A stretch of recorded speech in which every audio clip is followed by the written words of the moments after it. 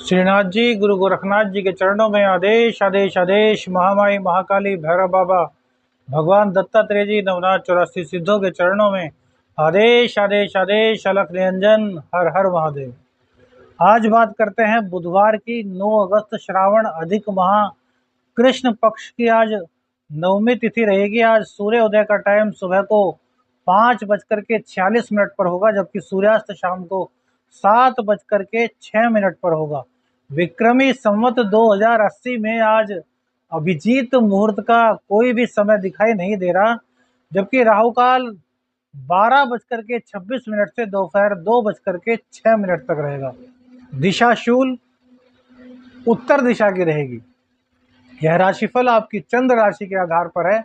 यदि आप अपनी चंद्र राशि नहीं जानते तो नाम राशि से इस राशिफल को देख सकते हैं। आदेश आदेश। अलख निरंजन, हर हर महादेव।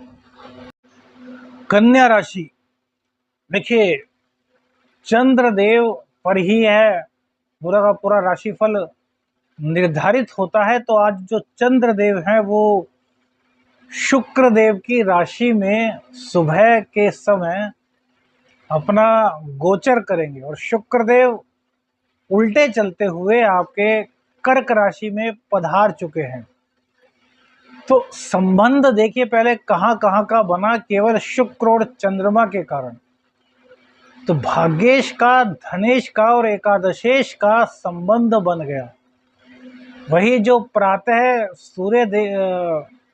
चंद्रदेव का गोचर होगा वो सूर्यदेव के नक्षत्र से होगा, और सूर्यदेव आपके द्वादश भाव के स्वामी है, जो कि फिलहाल एकादश भाव में बैठे हुए हैं।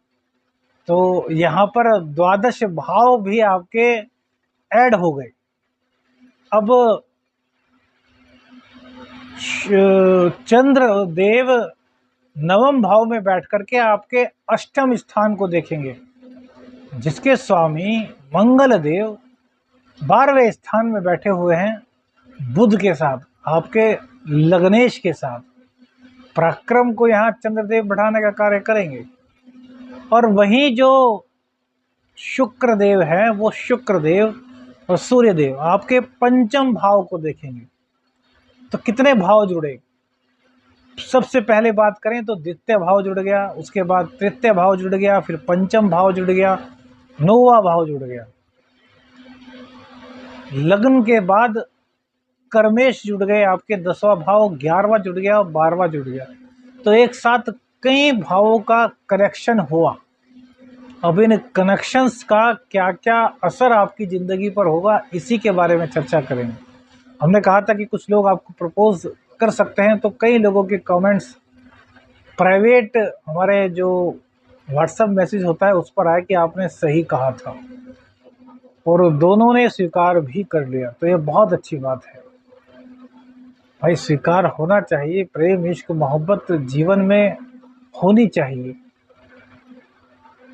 लेकिन कहीं ना कहीं इसका दुष्प्रभाव नहीं होना चाहिए, या फिर ये गलत तरीके से नहीं होना चाहिए। बस प्रेम के हम पूरी तरीके से साथ हैं, क्योंकि बहुत पवित्र बंधन होता है।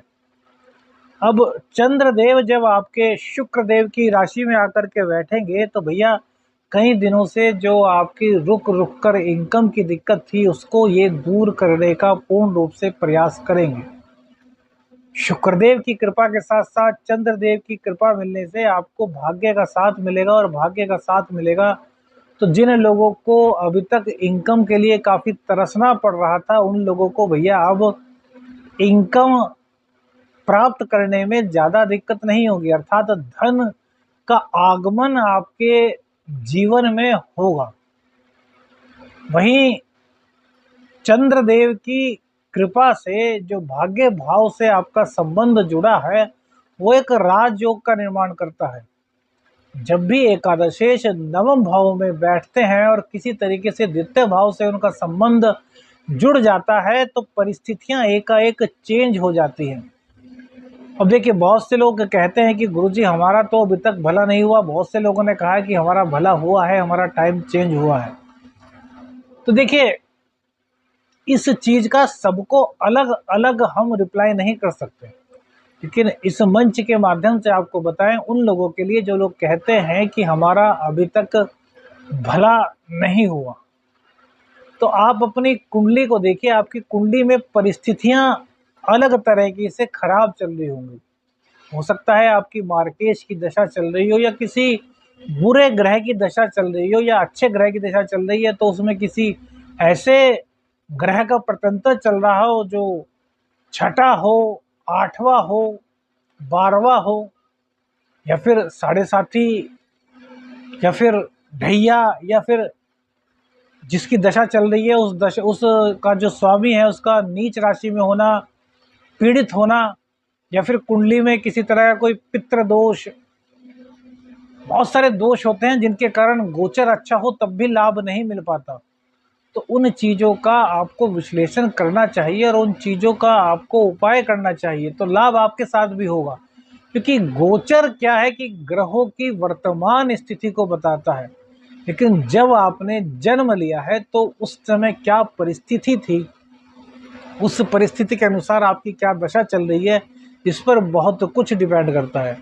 और बहुत से लोग अलग में मैसेज करते हैं कि गुरुजी हमारी कुंडली नहीं है, तो भैया हम अपने उसमें लिखते हैं, जो हमारा टाइटल आता है कि हस्तरेखा विशेषज्ञ, तो आप हस्तरेखाओं से भी काफ़ी हद तक अपना विश्लेषण करवा के उपाय प्राप्त कर सकते हैं।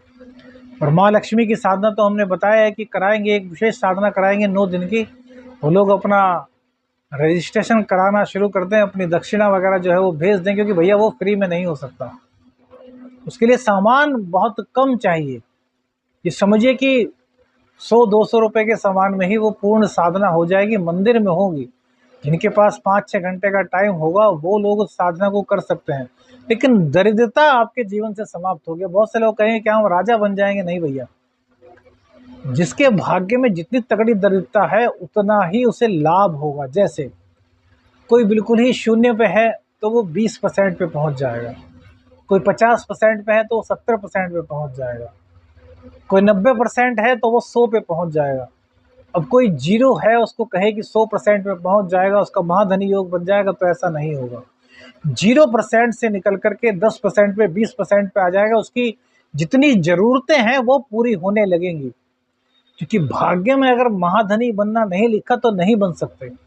हाँ, साधनाओं के द्वारा अपनी इच्छाओं की पूर्ति करने के लिए जितने धन की आवश्यकता है उस धन को आप प्राप्त कर सकते हैं। जैसे बच्चों की फीस नहीं गई, घर में भोजन नहीं बन रहा, बहुत लोगों का कर्जा देना है, मुंह छुपा रहे हैं, उनका कुछ भी नहीं गया, 4 साल हो गए, तो उस परिस्थितियों से निकलने में आपको बहुत मदद करेगी, आपका एक मान सम्मान बढ़ाएगी।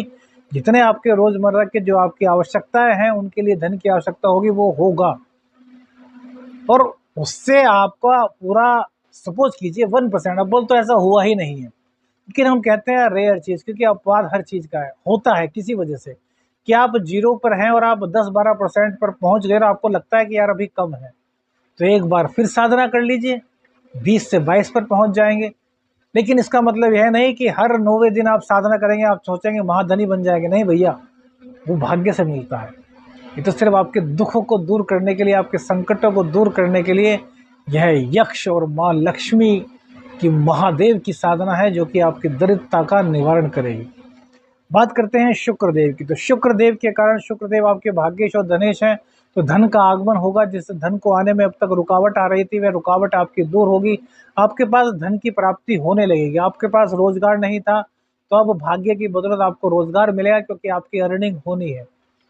ईश्वर अर्निंग कराएगा, तो अर्निंग के लिए आपको सोर्स देगा, चाहे वो नौकरी दे, चाहे आप किसी के पास टेम्परेरी लग जाए, चाहे कोई ऐसा व्यक्ति मिल जाए कि चल यार तो मेरे साथ काम कर, यहाँ चल मेरे साथ, मैं तुझे पूरा का पूरा खर्चा दूंगा और प्लस जितनी तुम्हारी सेविंग हो सकती है उसके हिसाब से तुम्हें पेमेंट करूंगा। अर्थात एक रेस्पेक्टेबल इनकम आपको कराने में आपके सहयोगी हो जाएंगे।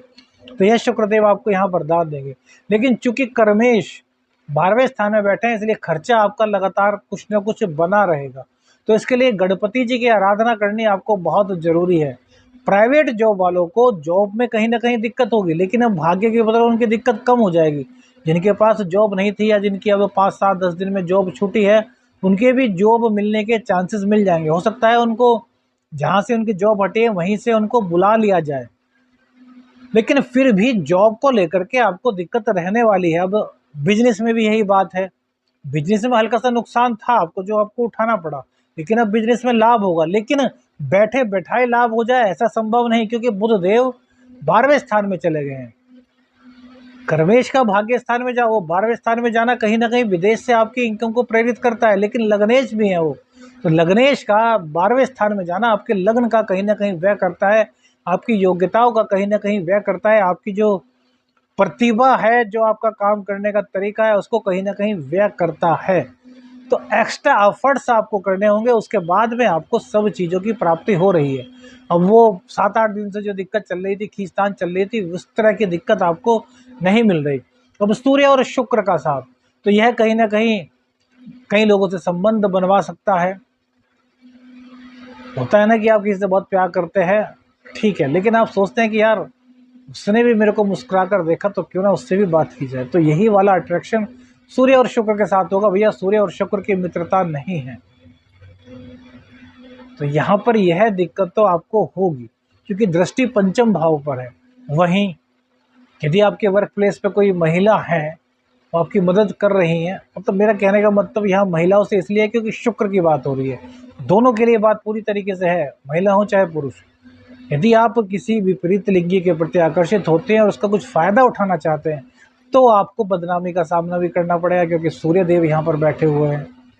11वें भाव में सूर्य देव है, तो आपकी इनकम के रिसोर्स से जुड़े हुए जो आदमी जिन पर आप गलत निगाह रखते हैं, वो आपके लिए कहीं ना कहीं मुसीबत का सबब बन सकते हैं। तो सावधान रहिए। बिजनेस कुल मिलाकर के आपका चलेगा, बिजनेस में कहीं किसी तरह की कोई दिक्कत नहीं दिखाई दे रही। बृहस्पति देव की कृपा से भाग्य भी आपका उदय हो रहा है। पिता के साथ कोई संबंध मतभेद थे तो वो समाप्त हो जाएंगे। पिता का स्वास्थ्य खराब था, तो पिता का स्वास्थ्य भी यहाँ पर कहीं ना कहीं सही होगा। आपको कृपा मिलेगी पिता की भी, पिता की या बड़े बुजुर्गों की से सलाह लेकर के कार्य करेंगे तो उसमें भी आपको सफलता मिलेगी। कुल मिलाकर के अन्य दिनों की अपेक्षा आज आपका दिन बड़ा बेहतर है, और अगला दिन इससे भी बेहतर हो सकता है। कैसे, वो अगली वीडियो में देखना ना भूलें। आदेश आदेश, अलख निरंजन, हर हर महादेव।